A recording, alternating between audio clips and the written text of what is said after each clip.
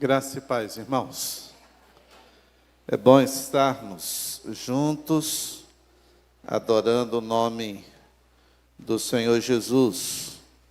E nós temos cantado a bondade de Deus, o poder de Deus, a graça de Deus sobre nós. A chuva fez com que alguns não viessem hoje, não é? O pessoal acho que está com medo de chuva. Nós que moramos no Nordeste, na parte do semiárido, aí oramos para chover. E quando chega a chuva, a gente fica em casa. É bem interessante isso, né? Mas louvamos a Deus pelas bênçãos que Deus tem nos concedido. Eu queria que você desse boas-vindas a quem está do seu lado. Olha só, quem está do seu lado é uma pessoa importante, não é? Então, todos são bem-vindos. A você também que está conosco no YouTube, que Deus te abençoe nessa noite. Estava olhando no YouTube, tem gente lá da Bahia cultuando com a gente. Isso é muito legal, onde nós estamos chegando um pouco mais longe. Você que está no YouTube, você pode compartilhar o link, não é, com uma outra pessoa, com uma pessoa amiga, e ela também vai poder ouvir a palavra do Senhor. Você também pode fazer o seu pedido de oração. Você que está em casa, você pode colocar aí no chat, dizer assim, olha, ora por mim, e compartilhe o seu pedido, nós estaremos orando pela sua vida. Quero lembrar que é bom a gente poder compartilhar a palavra do Senhor. Vamos ler a Bíblia? Eu quero ler um texto da Bíblia com os irmãos. Só antes de pregar, eu quero lembrar que o Moraes Neto foi pai ontem, tá certo? Então temos um novo bebê. Ele é do seu PGM, Moisés? Moisés disse que o PGM dele é o PGM mais fértil que existe, tá certo? Não tem igual. Então ele está convidando algumas pessoas para fazer parte. Muito bem. Então eles estão participando do culto agora, né? Ela está lá no Almeida Castro ainda. O bebê nasceu ontem às 14 horas. José Davi. Né? Nasceu bem e logo eles vão estar de volta conosco. Deus abençoe. Nós louvamos a Deus, né, por tantas bênçãos que Deus tem nos dispensado nesse tempo. Vamos ler Isaías 40. Isaías capítulo 40. Eu quero ler com os irmãos os versículos 28 a 31. Isaías 40, do 28 a 31, nos diz assim: Não sabes, não ouviste o Senhor eterno Deus, o Criador dos fins da terra, Ele não se cansa e nem fica exausto, e não há quem esquadrinhe o seu entendimento. Dá força ao cansado e multiplica a força ao que não tem nenhum vigor. Até os jovens se cansam e se fatigam, eles tropeçam e caem. Mas os que esperam no Senhor renovarão as suas forças, subirão com asas como águias, correrão e não se cansarão, caminharão e não se fatigarão. Amém? Amém mesmo? Esse é um capítulo cheio de promessas. Fiquei pensando como Isaías, falando da parte de Deus ao povo de Israel, sobre tantas promessas e promessas de restauração.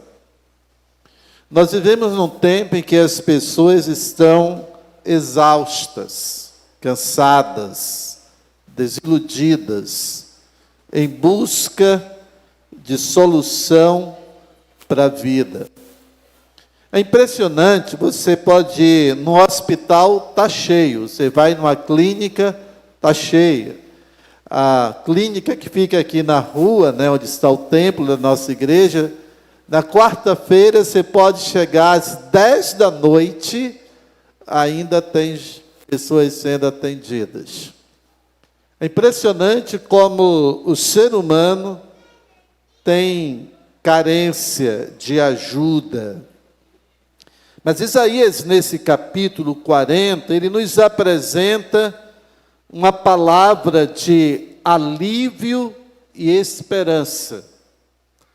Isso porque o povo estava vivendo um tempo de dificuldade, estava vivendo um tempo de desânimo, de exaustão. E aí Isaías nos faz perceber, nessa palavra, surge como se fosse um oásis espiritual, cheio de graça e de misericórdia, que flui na direção de nós no meio da adversidade. Isso é muito interessante porque ele começa o capítulo, e observe bem o primeiro versículo de Isaías 40. Ele diz o seguinte, olha só, chegou? Não chegou? Isaías 40, versículo 1, o texto diz, consolem o meu povo, diz o Deus de vocês. Também na sua tradução diz, consolai o meu povo, diz o vosso Deus. O consolai o meu povo, diz o Senhor. O interessante é que Deus, ele está falando a um povo que está exaurido, cansado, desanimado, desalentado por causa das crises da vida. Nos nossos dias não tem sido diferente. Essa busca por consolo, por paz. Estou vendo a história da humanidade, as pessoas nunca choraram tanto. Estou vendo diante da história da humanidade, nunca os pais choraram tanto a morte dos seus filhos. Vivemos uma geração em que a maior parte das pessoas que morrem é de 30 anos abaixo.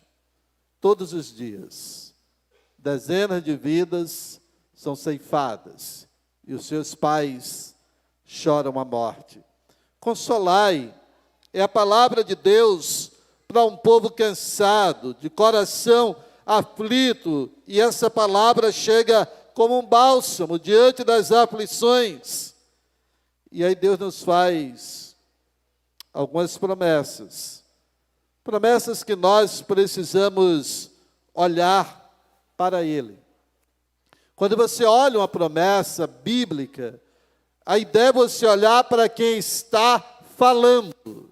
E quem está falando na promessa bíblica é Deus. Quando Ele diz, eu vou consolar você, é Deus quem está dizendo, eu vou consolar você. Quando Ele diz, eu vou te dar paz, Ele está dizendo, eu, Deus da paz, eu vou te dar paz. E como nós precisamos entender Deus trazendo uma mensagem para um povo em desespero, um povo sem esperança, e que a palavra de Deus, em alguns momentos, não fazia sentido mais por causa da desesperança que invadiu o coração daquelas pessoas. E aí ele diz, consolai o meu povo, diz o Senhor. Então, quando nós pensamos nisso, a primeira ideia que a Bíblia nos mostra é que a nossa consolação vem de Deus. Diga aí para o seu vizinho, a nossa consolação vem de Deus. Agora diz para ele, bem no singular, a sua consolação vem de Deus. A gente precisa entender de onde vem, de onde parte. Qual é a direção que vem a bênção de Deus? E Ele está dizendo para nós que a nossa consolação vem de Deus. E aí, na verdade, Ele está dizendo que um coração que está sofrido, que está agora numa crise existencial, precisa entender que a ternura do coração divino, que se preocupa conosco, o Deus que observa as nossas aflições, nos acalma e nos traz alívio e nos traz encorajamento. Deus alivia a nossa dor e nos encoraja a ir para frente. A gente olha para Mateus capítulo 11, versículo 28, ele diz para nós o seguinte: venham a mim, vamos ler todos juntos? Venham a mim, todos que estão cansados e sobrecarregados, e eu darei descanso a vocês. É Deus quem faz isso. Ele nos convida para aprender. Olha só, versículo de número 29. Ele diz mais para nós o seguinte: tomem sobre vocês o meu jugo, aprendam de mim, porque sou manso, humilde de coração, e vocês encontrarão descanso para a alma. Versículo 30. Pois o meu jugo é suave e o meu fardo é leve. Ele não só ele resolve, mas ele nos encoraja. Ele nos convida a estar perto dele. Ele olha para as nossas aflições. E aí eu quero que você entenda que Deus não apenas vê a sua aflição. Ele não apenas está no momento contemplativo da sua aflição. Ele não apenas percebe a sua aflição, ele interfere na sua aflição. Ele entra na sua história. Ele toma a sua dor. Ele pega a sua tristeza, ele pega o seu desânimo, ele pega tudo aquilo que te aflige e consola o seu coração. Amém? Diga, é isso que Jesus quer fazer na sua vida. Diz para ele, é isso que Jesus quer fazer. Ele quer tomar essa dor, essa dor da alma que o ser humano sente, essa inconformação. Por isso ele está falando: consolai, consolai o meu povo, diz o vosso Deus. Consolar não é apenas aclamar ou clamar em momentos de tristeza, mas é restaurar, é trazer de volta a vida. E a fonte da consolação é Deus. Deus, na verdade, Ele é a fonte da consolação. Ele é a fonte do consolo. Por isso ele diz: falai ao coração. Versículo 2 de Isaías 40. Ele traz uma palavra. Ele diz aonde ele quer alcançar. Isaías 42, ele diz: encoraja Jerusalém e anuncie que ela já cumpriu o trabalho que lhe foi imposto, pegou pela sua iniquidade e recebeu da mão do Senhor em dobro por todos os seus pecados. Falai ao coração. É uma comunicação profunda de Deus, o Deus da consolação e o Deus que traz restauração. Então nós olhamos Deus olhando para nós e Ele está dizendo que a fonte da consolação é Ele. Às vezes as pessoas estão buscando em outro lugar, procurando uma outra solução, mas nós precisamos olhar para aquele que é a fonte. Ele não é apenas a fonte da consolação, ele é a renovação que nós precisamos. Ele é a renovação da força. E a renovação da força que vem de Deus para nós. Versículo 18 de Isaías 40. Olha só o que ele diz para nós. A quem, pois, farei semelhante a Deus? Com que imagem o comparareis? Versículo 19. O artífice grava a imagem, o ourive o cobre de ouro, a cadeia de prata funde por ela. O pobre demais, que não pode oferecer tanto, escolhe a madeira que não apodrece. Ele busca um artífice sábio para gravar uma imagem que não se pode mover. Não sabeis, não ouvis, ou desde o princípio não vos foi notificado isso mesmo? Ou não tende atenção para os fundamentos da terra? Ele está sentado sobre o círculo da terra, cujos moradores são para eles como gafanhotos. Ele estende os céus como cortina, e os desenrola como tenda para neles habitar. Comece a olhar para a palavra. A nossa força vem de Deus. Somos chamados, na verdade, para enxergar a grandeza divina e encontrar a renovação de nossas forças. Versículo 18, ele diz isso: a quem, pois, comparareis? Ou fareis semelhante a Deus? Fareis semelhante a uma imagem de escultura? Ele diz, não. O nosso Deus não está preso, o nosso Deus não está imóvel, o nosso Deus não está sem conseguir realizar coisas. O nosso Deus, ele é um Deus móvel, poderoso, que caminha no meio do seu povo. Ele está dizendo que um homem, ele faz um Deus para si. Ele está dizendo que o homem pega um artífice e grava uma imagem. É isso que o versículo 20, ele diz isso. A parte B do versículo. Ele está dizendo que para gravar uma imagem que não pode se mover, uma imagem que não caia, uma imagem que seja firme. Mas quando nós observamos o nosso Deus, ele é um Deus singular. Não existe um Deus semelhante a Ele. Precisamos colocar isso no nosso coração. Quando você orar, você estará orando a um Deus que ouve. Quando você orar, você está orando a um Deus que vê. Quando você orar, você orará a um Deus que pode remover qualquer problema. Quando você orar, você estará dizendo, Deus, eu sei que o Senhor é sem igual. Não existe um Deus igual ao Senhor. Todo o poder está em suas mãos. Se o Senhor fizer, ninguém vai mudar. Se o Senhor dizer sim, ninguém vai mudar. Se o Senhor dizer não, ninguém vai mudar, porque todo o poder é teu. Ele está dizendo que o nosso Deus é um Deus singular.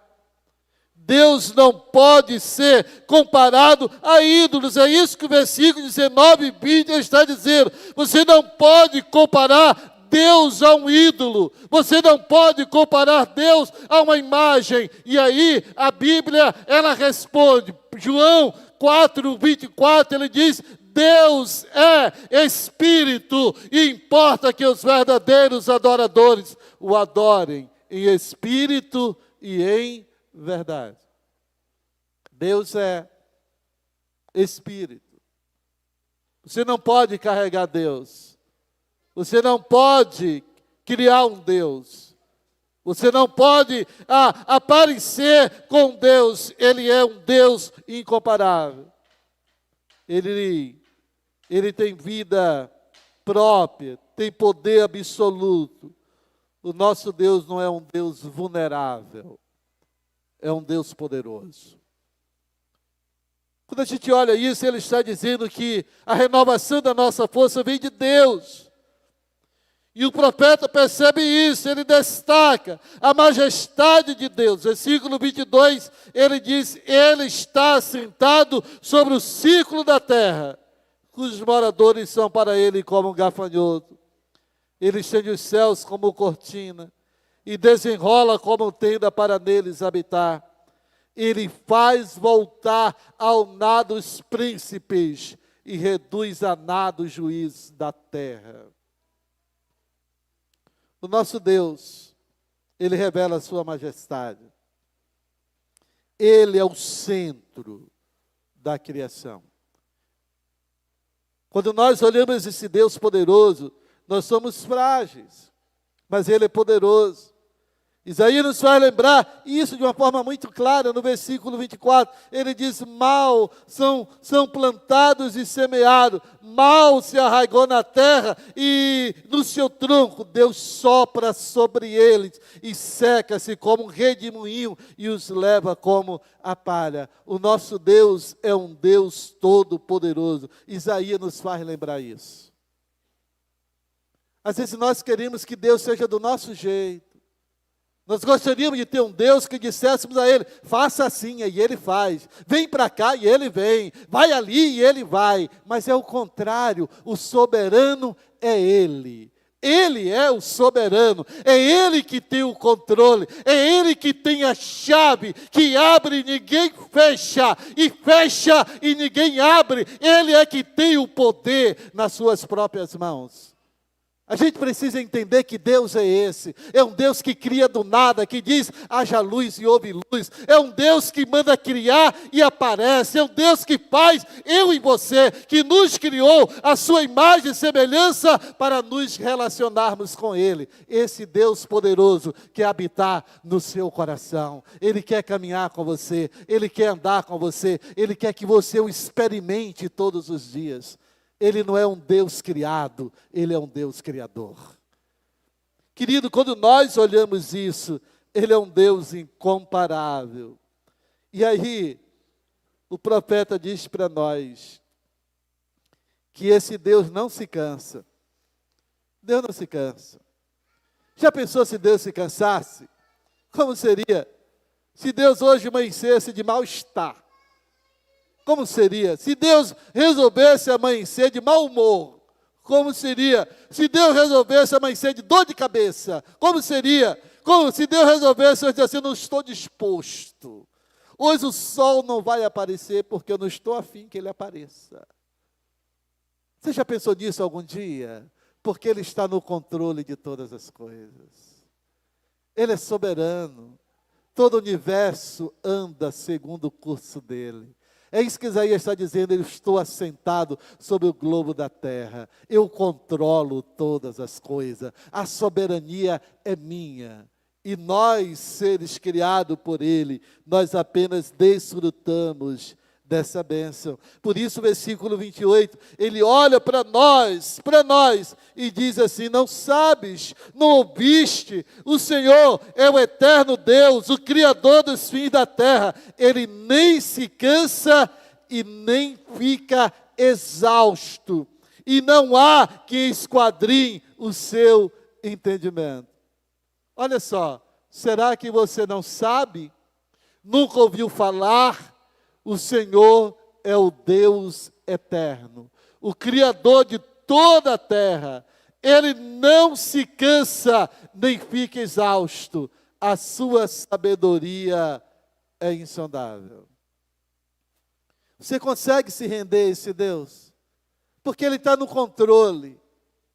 E aí Ele está tratando da nossa alma, Ele quer que a gente descanse nele. Você que está aflito, desesperado, desalentado, Ele está dizendo, eu posso cuidar de você, porque eu não me canso. Você chora e eu te consolo. Você fica triste, eu te dou alegria. Você está sem paz, eu derramo paz no seu coração. Eu não me canso de cuidar de você. Você pode me chamar de pai, que eu vou ter você como filho. Você pode me chamar de pastor, que você vai ser minha ovelha. Você pode desfrutar da minha comunhão na plenitude do todo, porque eu estou com você. Que coisa linda Deus nos apresenta, Ele está dizendo para nós, fica tranquilo, porque eu não me canso e nem fico exausto. Deus não tira férias. Já pensou se Deus resolvesse tirar férias? Ele chegasse dia 1º de janeiro e dissesse 30 dias de férias. Como seria o mundo? Você já pensou se Deus resolvesse parar tudo e dizer, parei para balanço, hoje está tudo fechado? Deus não faz isso. Ele é poderoso. Ele sabe que nós precisamos dele todos os dias, em todo tempo, de manhã, de tarde, de noite, de madrugada. Enquanto nós dormimos, Ele trabalha em nosso favor. Enquanto nós descansamos, Ele está arrumando a nossa vida. Ele está controlando cada momento da nossa existência. Queridos, quando nós percebemos isso, Ele está dizendo que Deus não é limitado às suas fraquezas. Deus não fica exausto, Deus está no controle. Somos chamados por Ele a viver o sobrenatural. Sabe o sobrenatural de Deus? Olha só o que Ele diz no versículo 29 de Isaías 40. Vamos ler juntos? Ele fortalece o cansado e dá grande vigor ao que está sem força. Ele fortalece quem está cansado. Talvez você diga assim: eu não aguento mais, não tem mais jeito, acabou, as minhas forças se foram. Eu convido a você a fazer uma coisa: vá orar. Vá para os pés de Jesus. Você vai sair de lá fortalecido. Você vai ouvir a voz de Deus. Ele vai renovar as suas forças, porque Ele diz que Ele dá força ao cansado. E Ele renova as forças, dá grande vigor aos que estão sem força. Talvez você esteja desalentado. Às vezes o crente diz: eu estou tão fraco, porque você deixou de orar, você deixou de se alimentar na palavra de Deus, você deixou de buscar a fonte da água viva, você deixou de se alimentar com o pão da vida que é o Senhor Jesus, você deixou de estar aos pés dEle, e não quis mais ser cuidado por Ele. Vocês querem andar sozinho, e Ele está dizendo: não ande sozinho, eu quero andar com você, e jamais te deixarei, e jamais te abandonarei. Eu quero andar com você. Eu quero estar com você. Eu quero que você perceba a minha presença. Eu quero te abraçar quando você estiver triste. E quando você estiver doente, eu quero afofar a sua cama para você ficar tranquilo e sossegado. Eu quero estar com você em todo o tempo. Ele faz isso. Ele fortalece o cansado. Dá grande vigor aos que estão sem força. Eu quero chamar você para o sobrenatural, porque o versículo 30 diz isso para nós. Olha só o que ele diz no versículo 30. Até os jovens se cansam e ficam exaustos, e os moços certamente tropeçam. Versículo 31. Mas aqueles que esperam no Senhor. Diga aí para o seu vizinho assim: mas aqueles que esperam no Senhor. Diga mais forte: mas aqueles que esperam no Senhor renova as suas forças. Você agora vai para o sobrenatural. Ele está dizendo: você vai voar alto como as águias, vai correr e não vai ficar exausto, andar e não vai se cansar. Isso é uma ação sobrenatural na sua vida. Isso não é no natural, isso é no sobrenatural. Isso não é na normalidade da vida, é você entrar no mundo da sobrenatural e começar a caminhar com o Senhor. Quando você olha, Ele dizendo que você vai voar como águia. Eu estou relendo um livro que eu li há muito tempo. E aí, essa semana, mexendo lá na minha quase biblioteca, aí eu estive olhando, está lá um livro. E aí eu comecei a ler. Tem algumas coisas bem interessantes para casais também. E aí a águia, a águia só casa depois de 3 anos que ela existe. Aí a águia macho, sabe o que faz, bonitão? Você leva lá para o seu PGM fértil. Olha só, olha o que a águia macho, ele precisa mostrar habilidade para a águia fêmea. A águia fêmea vê ele passar, todo bonitão, então ela sobe 500 metros e dá uma volta numa semelhança de um número 8.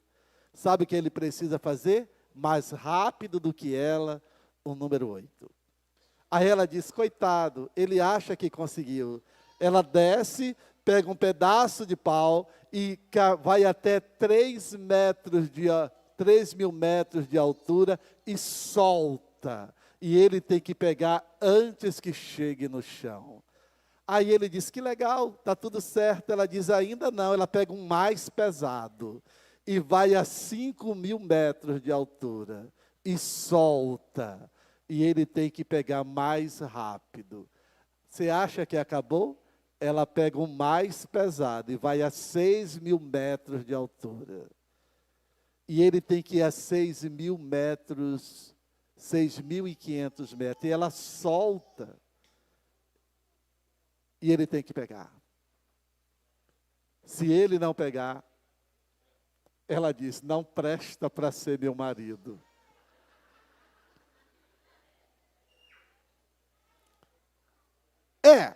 Ela está dizendo, se você não é capaz de pegar esse negocinho, vai ser capaz de cuidar de nós, aí depois eles vão voar mais alto, no meio de uma tempestade, agora juntos. O que a Bíblia está dizendo é que, na verdade, uma águia, ela voa acima das tempestades. E nós só conseguimos voar acima das crises, se Deus estiver conosco. Se Deus não estiver, nós não conseguiremos. Olha só o que Jeremias diz para nós. Jeremias 16, versículo 19, traz uma palavra bem interessante. Jeremias 16, isso mesmo, Jeremias 16, versículo 19, ele diz, olha só, Senhor, minha força e minha fortaleza, meu abrigo seguro na hora da adversidade. A ti virão as nações desde os confins da terra e dirão, os nossos antepassados possuíram deuses falsos e ídolos inúteis que não lhe fizeram bem algum. Mas lembre bem o que ele está dizendo, Senhor, minha força e minha fortaleza, meu abrigo seguro na hora da adversidade. Você precisa confiar no Senhor. Você precisa esperar em Deus, e essa espera é uma atitude que pode gerar tristeza, porque quando a gente espera, há uma tendência da gente ficar desanimado, de sentir dor, de perder os objetivos. Mas esperar no Senhor é não esperar em vão, é como esperar um voo de uma águia, que se renova, que vai além das tempestades. Eu quero dizer a você, uma águia é conduzida pelos ventos, e nós somos conduzidos pelo Senhor. Ele diz para nós nessa noite, olha que Ele dá força ao cansado, e multiplica as forças ao que não tem nenhum vigor.